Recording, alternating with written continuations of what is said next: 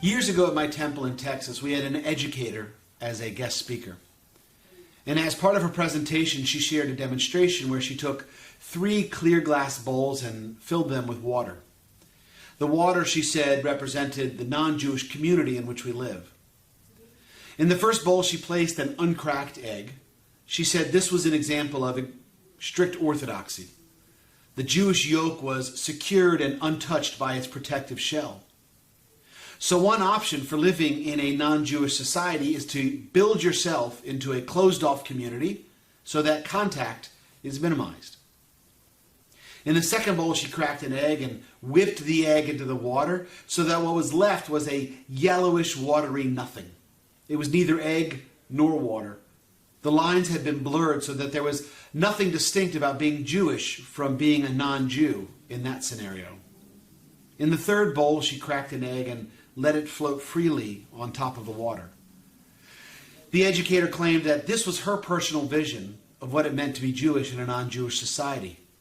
The egg yolk is intact while it is floating amid a bowl of water. Jews in America, or any diaspora country, face this same dilemma. We strive to not be too insular, like the uncracked egg, or indistinguishable, like the egg mixed in the water. It's best to open ourselves up to the non-Jewish world and yet still retain Jewish distinctiveness.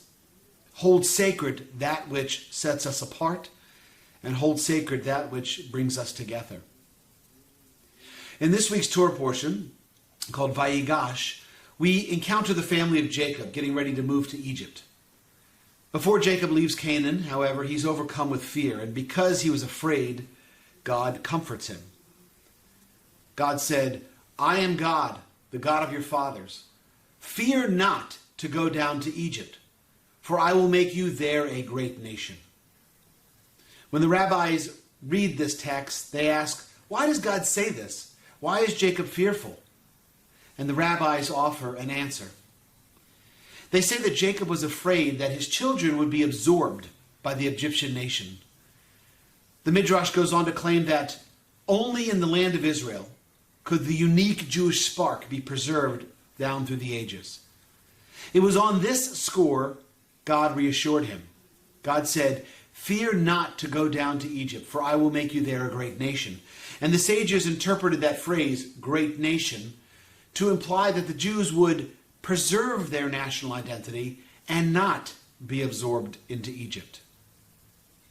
So Jacob's fear of leaving Canaan and moving to Egypt was really a fear of assimilation and the potential death of Judaism as he knew it. He assumes that as long as Jews live in Canaan, now Israel, Jewish identity will somehow not be threatened. However, by moving to an unknown foreign land full of Egyptian mythology, gods and goddesses, perhaps what makes the Jewish people distinct, Jacob feared, would erode. We learn from this text that from the very early days of Judaism, we were always afraid of dying out. That there has always been the concern that we couldn't exist anywhere as a Jewish people, anywhere besides where we happened to be at that moment. And yet Judaism did survive, just as God said it would, even under the conditions of slavery.